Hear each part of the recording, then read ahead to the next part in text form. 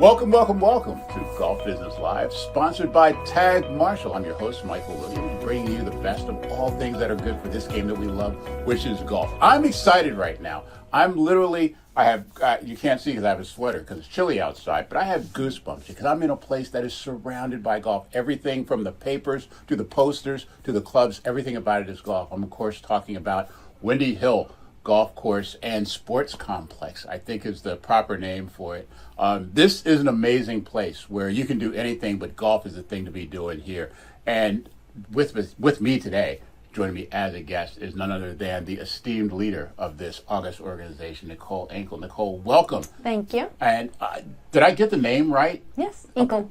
Did I get the name of the organization right? Yes, Windy Hills Golf Course and Sports Complex. Absolutely. And just very briefly, because you could spend a whole hour just talking about what you have to do here. What do you have to do here? What all can you do here at Windy Hill? Well, like in the very beginning when we talked, what can't you do here? So we have we have 36 holes of mini golf. Yeah. We have 9 batting cages. We have 30 go-karts.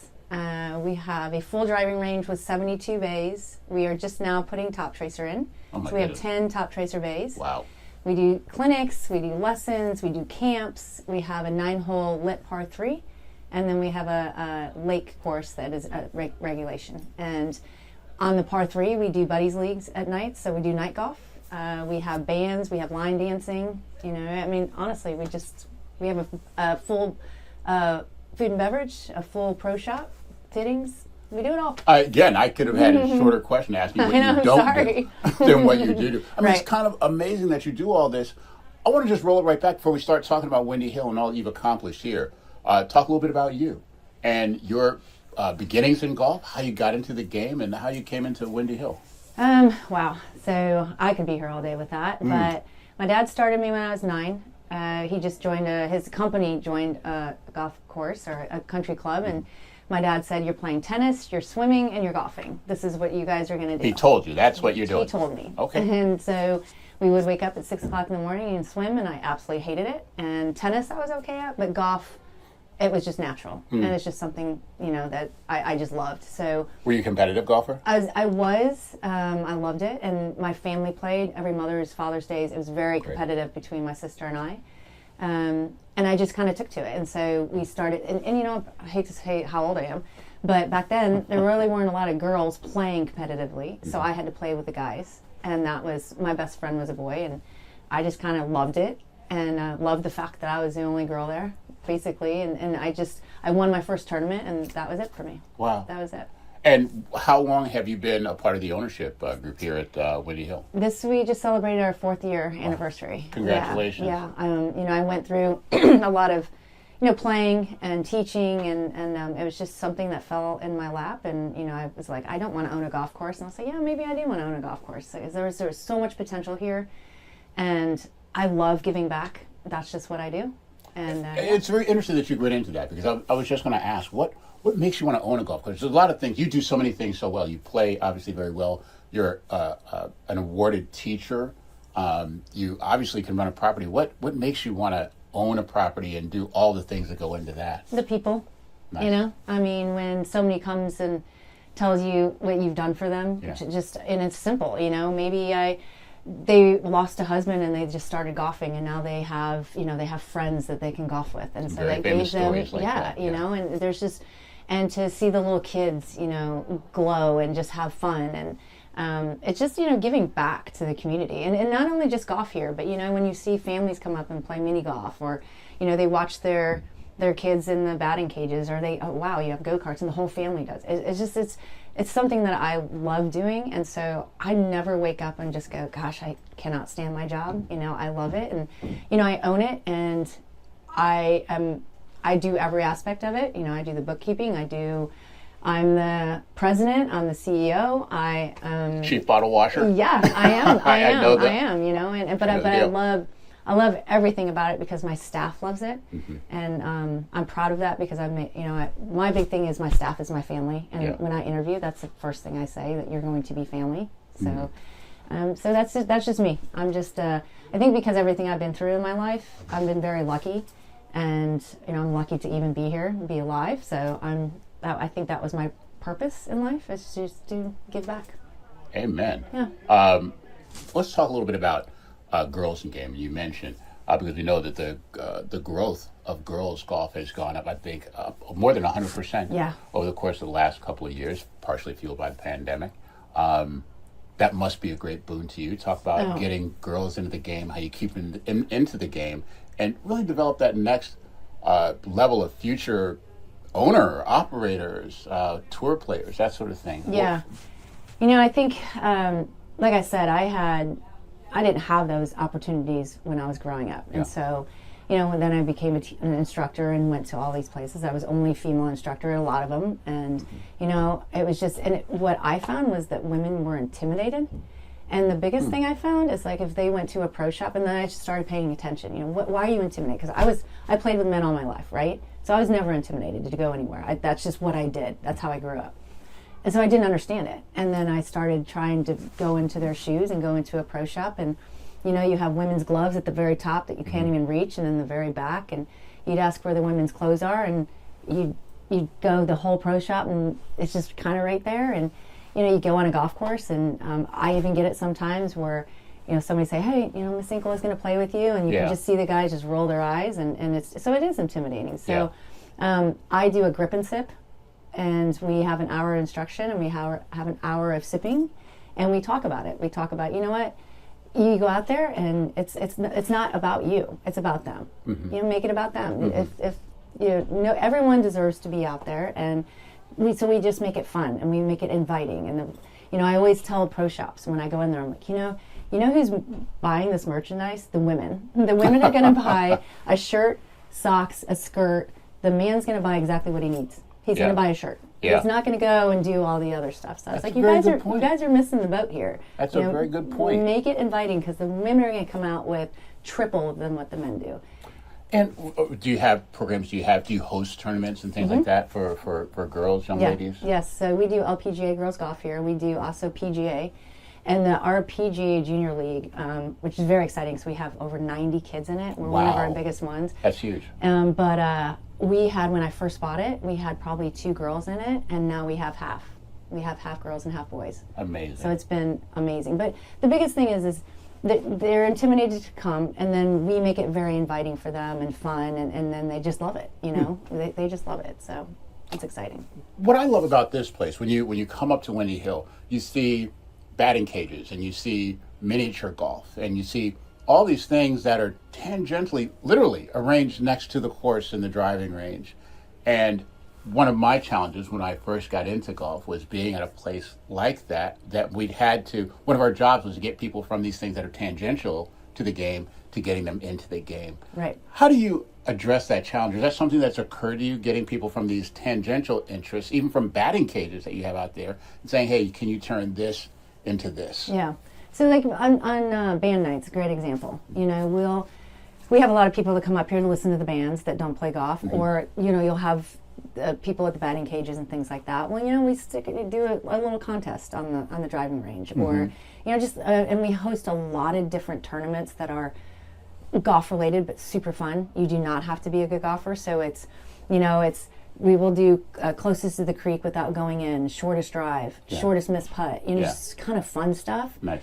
And then they keep coming back, and it's interesting if you just make it fun and inviting. And to be honest with you, the other thing we do is, and it's interesting because I just had a little meeting this morning at a different place about golf attire, but I have lawyers and doctors come up here, police officers in their uniforms, not the police officers they can't do, but after work, I have a doctor that comes here every day at lunchtime in his scrubs, because he can't go to a different facility in that. So we make it extremely inviting. We're here for everyone, and just hit balls. I don't care if you're in your scrubs, I absolutely love that. And what would you say is the most successful program that you've run to get people into the game? Honestly, for women, it would be my grip and sip. And the reason is because we have 6 weeks. We go over every aspect of the game, but then afterwards we sit and I listen to them. What you ask me questions, not me say, oh, this is this. I'll tell them how to keep score, explain the gym system, things like that. But to listen to them, it's interesting. I teach so much, and I've been in it so much. I don't know that they don't understand why you do this or how you book a tee time.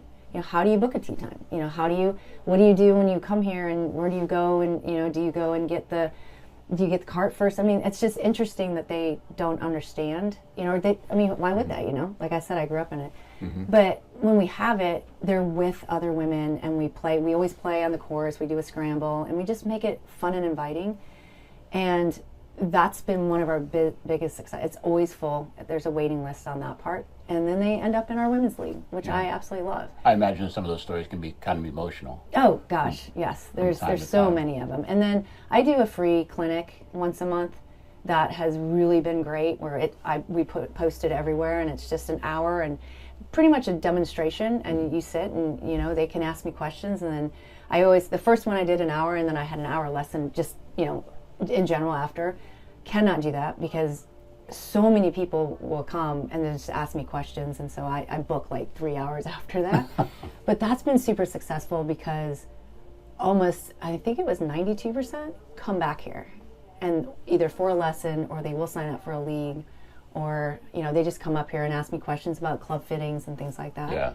Yeah. So we've actually had a very big success rate with golf since I've been here, and just introducing the game to new people. Now, the facility is older than from the time that you owned it. Yes, it's about 40 years old. About 40 years old. Mm-hmm. So you said that you've turned it more towards a golf-centric place. Yes.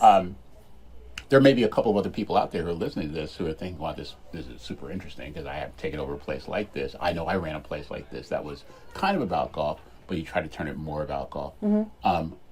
What are some of the things that you do to turn people more towards golf? Because golf can be kind of a turnoff sometimes. Yeah, I think it's the night golf, it's the buddies league, it's the crazy things. Right. I have a memorial for my dad every year, and it's called the Nichole Inkel Memorial.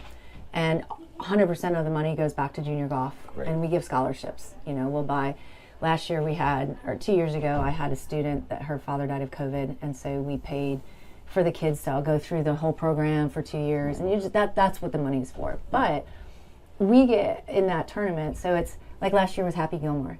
So we took all of this stuff on the 18th hole and made it like the tower tipped over. Okay. And so you had to, and in one hole you had to hit off of the foot. Remember, you had to hit off. So every hole was just different. You had to do crazy stuff, but you're still playing golf. And people love it. We had a pajama party. Mm. So people showed up in their pajamas, and they played in a foursome, and the people that showed up in their pajamas that I would have never thought would have showed up, showed up. But, and and especially the women, because they're always kind of intimidated to go out there and play, and they just have a great time. So I think if you just make it fun and not so serious, and you're able to still hit a ball, it's not, it's not crazy. But some of it is, hey, you have to hit over this tower, or, you have to hit between this tree. Sure. Just things like that. It's the other day in our buddies league, the 3 guys all almost hit me. They I don't know if because I stand on a hole, and Wait, what? Yeah, I stand on a hole at night, and I'll do a fun event with them. Like, hey, if you beat me here, then you can take my shot, or and then we give Jello shots, things like that. And it was a grandmother. I know, it was a grandmother, and all 3 guys put it in the woods, and she had a driver. I mean, it was 100 yards, and she just blasted this thing, hit a tree, and went about this far from the pin. And she came up to me after. She goes, "I love this game. I'm coming back, and I want a club fitting." Mission accomplished. Because she was just having fun. It was just fun, and it drew her. And that was her last hole, and so she has booked a club fitting, and she wants to start golfing again. So it's like I said, you go out there, and you know how golf is. It's hard. It's hard and it's frustrating. So, but if you make it fun, people want to come back, and they want to learn, and they want to continue to play. I absolutely love that. I love your philosophy towards that.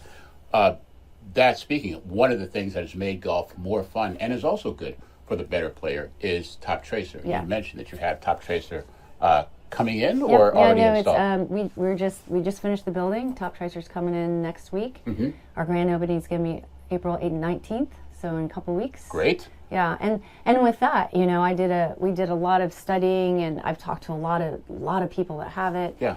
And we're going to do a buddies league on that at night. You know, we're going to do hole-in-one contests. We're going to do a junior. I teach juniors. My Pee Wee class is from ages 2 to 6. So I have little kids from 2 to 6. So I do the Pee Wees.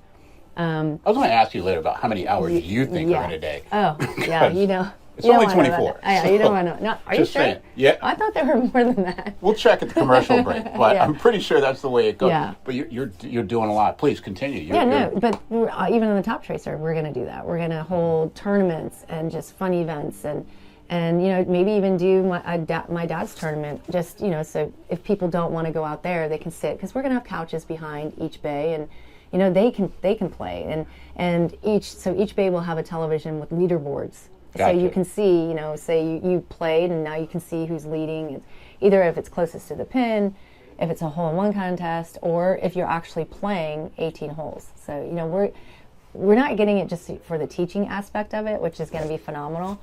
I wanted to do it more for the family. You know, get more families involved in hitting balls, and then grow them to, hey, we have this clinic, and now. Yeah. You know, we talk a lot at these conferences about green grass, and you know, and I think that this is great. I think Top Tracer's great, but I don't think that they're taking over green grass. My goal is to get people that love this onto the course. Onto the Yes. course, which That's seems my to be biggest goal. one of the others seems to be the focus of people, either to have them sit there or to have them migrate Right. to the golf course, and Right. I'm sure you'd be happy with both. Oh yeah, absolutely. Yeah. You know, but I want, my biggest goal isn't just go hit balls in it. You know, no, Yeah. we're gonna make it fun so you can see, you know, a golf course.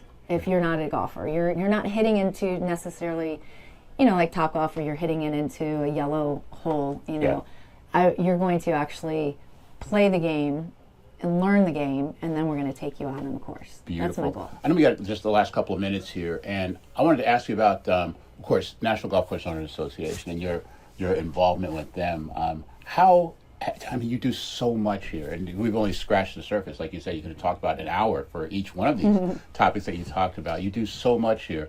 How has the National Golf Course Owners Association helped you to do what you do? Oh wow. I mean, it's just yesterday I just texted Mike and asked him a question. Hey, do you Mike have Ketterman? Yes. But you know, it's, hey, do you have any references that I can use? And you know, I'm looking for this, and it's, you know, and when I first started, I didn't know anything about it, and like I said, I've never owned a golf course, but I've taught a lot, and I was at Desert Mountain, which, you know, is fantastic. So I've had a lot of great people help me. Yeah. But with this, it's hey, what would you do in this, you know, in this instance? How do you manage this? And I've just met so many great people in the conferences, you know, just to hear other people, either with problems, not just their success stories. You know, what did you do when you weren't here? You know, that's kind of where I wanted. Like, okay, this is great, you're there, but how do I get there? You know, and how do you help me get there? Exactly. And that's exactly how it has been for the 3 years it's been phenomenal. That's why I love going to it, and I'm in the education committee, and I absolutely love that part of it. And you know, I mean, it has made me a better businesswoman for sure. That's fantastic to hear. It's a great closing. So as we close, I just want to ask you for the next, you know how the game has grown like exponentially since we had our deadly pandemic, and now we have millions upon millions of people coming to the game as a pastime, as a lifestyle, even. What do you think is necessary for the game to maintain, even grow the levels that it's gotten from this thing? How do we're right here today, and we're in a really good spot. How do we get to here and here and here? Again, you have to want to grow the game in a way that people want the game grown. You know, I mean, you have to. Again, letting these guys come out and hit golf balls in their scrubs. You know, because he's got 1 hour. He can't go and change, and you know, we're all good people. Just it's not. I think if we get away from the stereotype where, hey, you have to do this and you have to be this, and it's invite. My biggest thing, how are we going to grow it? Make it more inviting. Make it more inviting. Now there is a, you know, I know we have to talk about live and things like that, and there is a threshold there. You know, there's okay. We don't. You know, you can't go out in a tank top or anything like that. But if you just make it fun and inviting, and you keep thinking of out of the box things as how do you grow it, instead of this is the book on teaching, this is the book on owning a golf course. I don't have a book. Yeah. My brain is every day I wake up and go, guys, I think we should do this. We should try this. My other thing is I never try anything once. I always try it twice to see if I can do it better. Doesn't work, then I don't do it. But just give. I think giving back to the community and listening to what they want. Yeah. That's how we're going to grow it. Well, from your lips to God's ears, and only wish you were twins. You got an amazing thing going here. And the other thing that I'm getting here is antsy to go hit a golf shot. Yeah. So maybe we could go take a look around Windy Hill about a couple of things we do and see some signature holes, a couple of the driving facilities, that sort of thing, and maybe get a little competition or two going on. Perfect. I'm all in. We're going to do that, okay? We're going to take a look around Windy Hill. And while we do that, why don't you go get yourself a beverage and a crunchy snack, and we'll be right back. Golf Business Live, Michael Williams. We'll see you in a minute. Yeah, so this is our signature hole because we have the really cool water tower, and if you can see it, it's straight uphill. It's a par 5. It's a great ending hole because usually here at Windy Hill, it's pretty windy. And so today is pretty calm, very calm for Windy Hill, but usually the wind blows directly in your face, and it's already a 2 more clubs, and with the wind, you just never know. So it's a very small undulated green, so it's a very unique hole.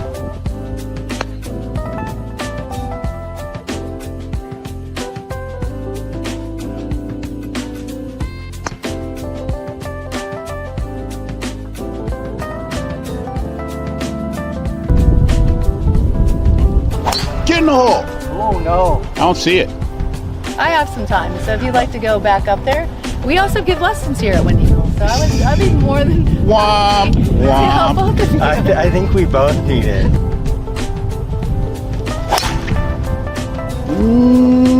That's a fade like mine, but I need a lesson.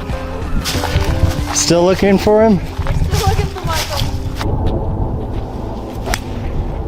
Oh, a little low. A little low, but perfect. Run, Forrest, run. This is brought to you I felt by... like it was a little windy and I wanted to keep it low. That was perfect, Nichole. You'll never walk alone. Oh, you hit it nicely. Did. Making contact. Well... Oh, it's going to be great. A little too far left, though. That might be a trouble.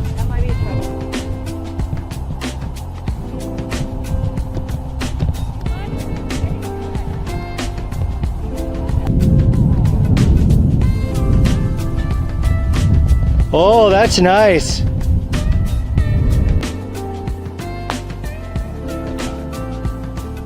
Oh. Oh, I like it.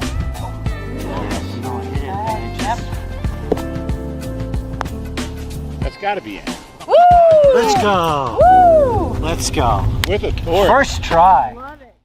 Well, welcome back to Golf Business Live with Michael Williams. We're back here in the studio after a bracing visit out to our friends on the golf course. It's good to be back inside where it's safe. Look, as you can see, it's around Masters time, and it's always good because you can, around that time, get back into the swing of things with golf and see what's new and what's different. And if there's anyone who's coming up with anything new and different at this time, it's the folks over at Tagmarshal. They are doing some incredible things. And one of the people who has joined the group over there is one of the smartest people in the business, and he's here to tell us about what he's added to that product to make it even more of a technology leader. So please welcome Ben Holbrook, who is the Chief Innovation Officer at Tagmarshal. Ben, welcome to Golf Business Live. How are you, my friend? Thank you, Michael. Great to be here, and great to be in the golf industry. And you were one of the first people I met at my first PGA show, and how lucky was I? Well, I don't know. It remains to be seen. Probably easy, as my kids say. Probably the subject matter for another show, too. We'll keep that one in abeyance. But I did want to ask you, though, number one, how are things going with you? And I wanted to find a little bit before we talk about Tagmarshal, a little bit more about you and your history with golf, how you got into the game and all that. So where are you right now? And tell us a little bit about your background in the game. Sure. Coming to you live from San Francisco. Been a golfer my whole life, but I am new to golf, as I shared. But I got into golf in a very entrepreneurial way. That's my background, to build and sell companies. And really, I love solving problems. And so in the sport that I love, I was playing here in San Francisco, and I was short because of the wind, and I was super frustrated. And I went home, and at the time it was 2023. I said, how are we still throwing grass or looking at a distant flag to solve for that second question in golf? The first is, what's the distance to the pin? And the next is, what's the wind doing? And so, fast forward a little bit, and I figured out how to measure the wind in golf, live wind speed and direction, add some GPS onto the pin. And that's how I got into golf, ran into the Tagmarshal guys, and they acquired my company. But it was through business that I got into golf, and through solving a problem and really trying to make more birdies because I could read the wind better. That's interesting. I never asked you before. Did you get a hold of Tagmarshal, or did Tagmarshal find you? Because I know Bodo, he's good at sniffing out products, but you are also very good at sniffing out very, very innovative people and products. So I'm just interested in which one of you contacted the other one first. Well, they were on my short list for sure. Anything in business takes a little luck, and it was through golf, which was amazing, Michael. A friend of mine was playing with our VP of sales, David Hamilton, and it was a slow round.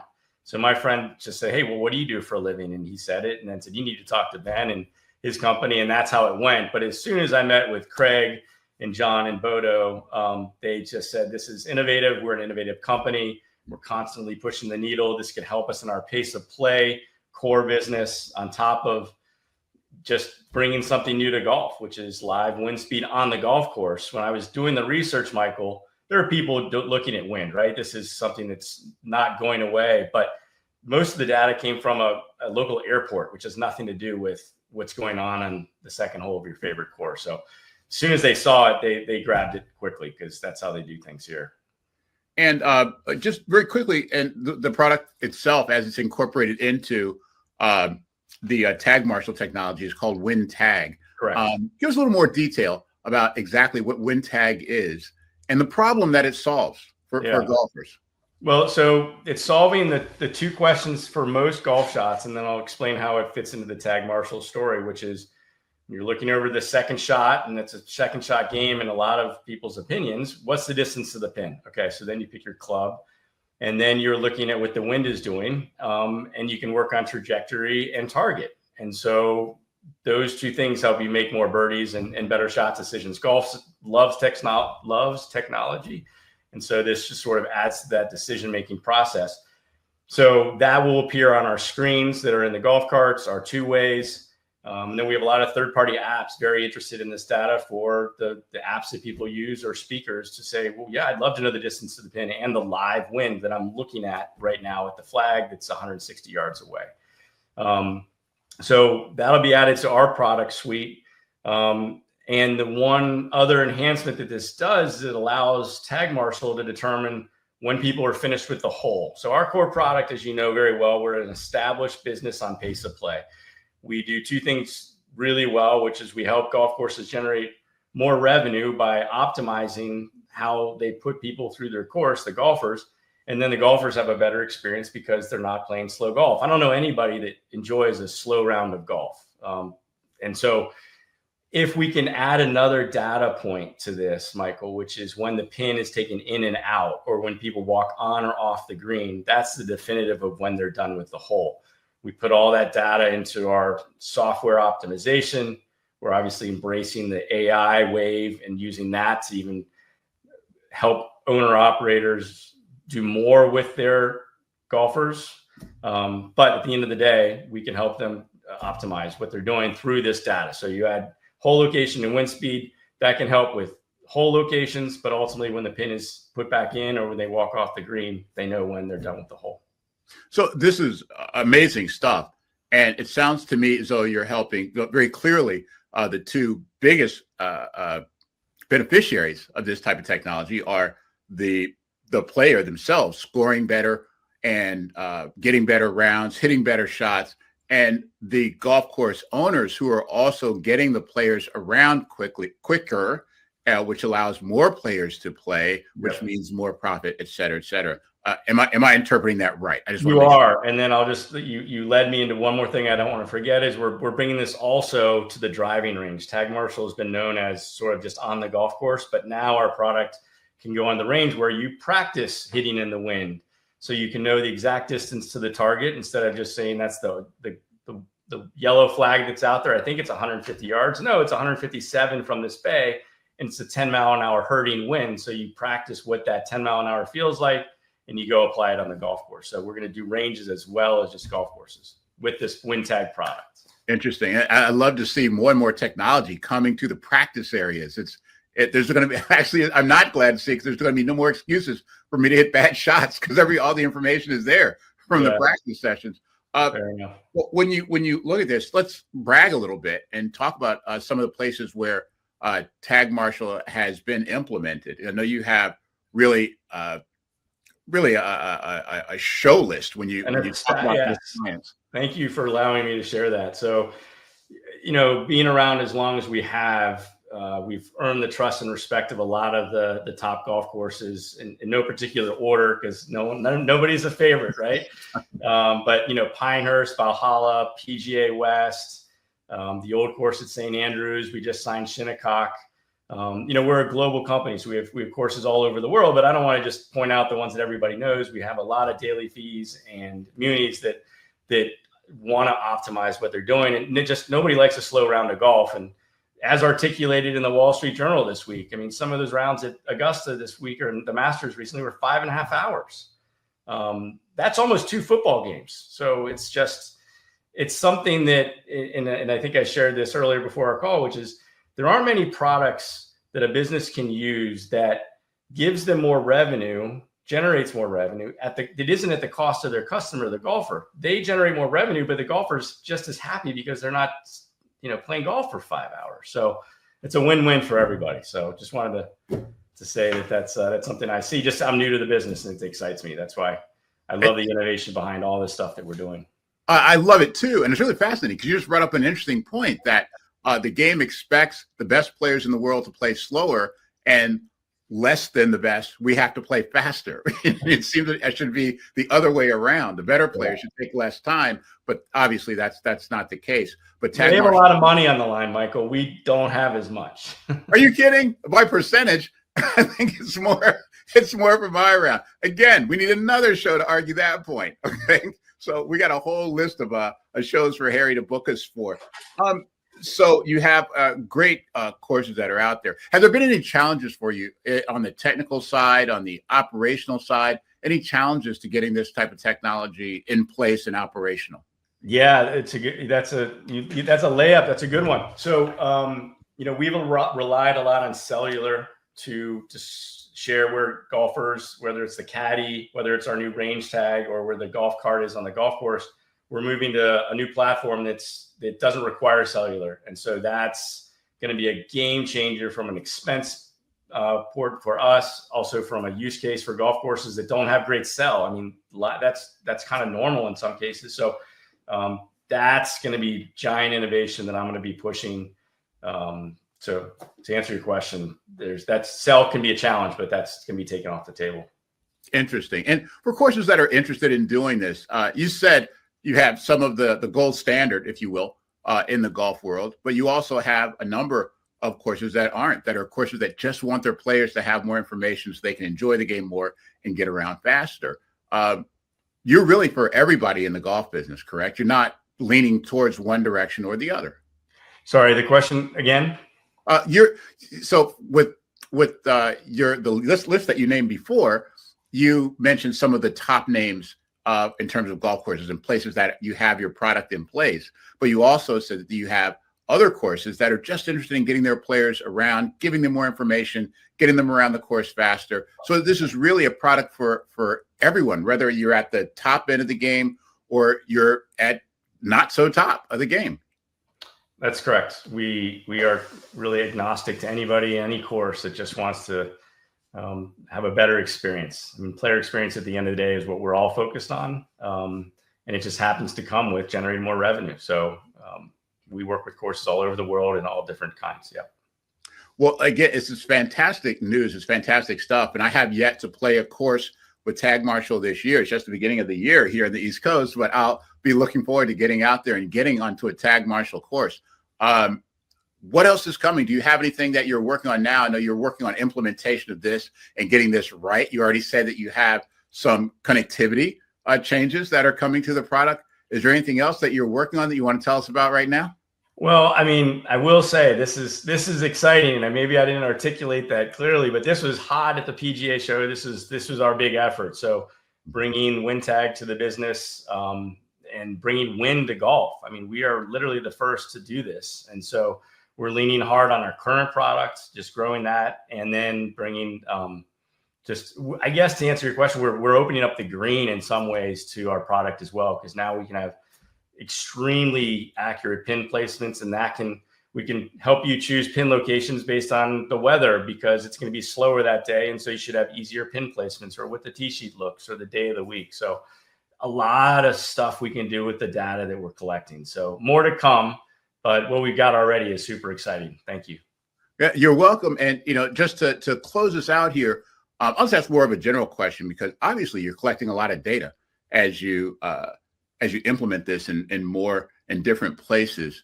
I just want to get your personal feelings on pace of play, because for me, that's everything. I want to get to the course. I want to get around. I want to enjoy everything that's there, but I want to do it in a reasonable amount of time. Your personal feelings on pace of play. Do you think that the industry has it right? Do you think there's room for improvement? Where do you stand on that whole issue? I think it's super important. It's a hot topic. We're solving that problem. I don't like slow rounds. And I think two things that people need to remember about pace of play. It's not that you ended up 15 minutes later than you wanted, or a half hour, or even an hour. It's that the entire round was slow. So you're waiting on a tee shot, you're waiting on your third shot, you're waiting on that par three, and you get cold, or your swing isn't there. You're just not warmed up, and you're losing that momentum. So it affects not the fact that you're late to whatever after the fact. It's almost every shot in that vein. And it's being recognized publicly, like I said, in the Wall Street Journal, that if it starts at the top, it's going to trickle down to those of us that are just playing for fun, that if they need to go faster, then we should as well. You look at sports like baseball and Major League with the pitching clock, they're increasing the penalties. They're trying that in the PGA. And I think the more penal they can make it, then like a shot in golf is much bigger than just an extra strike in baseball. So yeah, I don't like slow rounds. I don't know anybody that does. So it's a problem, but that's what we're here to help solve. Yeah, you're working to help solve it. That's a really good point about baseball and other sports being cognizant of the time that it takes to play their game, or even to watch their game, not to play it. We're trying to make golf friendlier, right? We're bringing music to golf, cool shoes, younger generation, and things just go faster. That's how they work. And so it fits better to them. A 5.5 hour round of golf is not what they're going to do. Not generally. Not unless there's about an hour in there for a round, for some lunch in there in the middle or something like that. 5.5 hours is not the way. Swing lube for you, Michael. Yeah, absolutely. That's just not my thing. But what you guys doing is definitely my thing. Thank you so much for all of your information and all of the work that you're doing there. And we look forward to having you back in the future to find out how everything is going and what's next for Tagmarshal and for golf.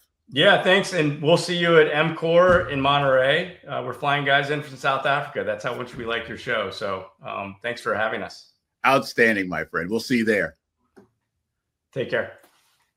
That's Ben Holbrook from Tagmarshal. Again, that is a huge issue. Whether or not you play the game, you can enjoy any round of golf. I think you can enjoy, but getting around in a reasonable amount of time and playing better also. Getting that information is going to help you hit better shots. That's what Tagmarshal is all about. From Bodo and all of his people, Ben, all the people, they're great. They're so knowledgeable about the game and what's going on. I'm just excited to see what they have in store for us now and in the future. And that's all we have in store for you. That's it for our this edition of Golf Business Live. I want to thank all of our guests, and we want to thank our technical behind-the-scenes people. We want to thank Harry. We want to thank Taylor. And we want to thank everybody at the NGCOA, and thank you for listening and watching. We'll be back with another show real soon. Until then, hit them straight. Michael Williams, Golf Business Live.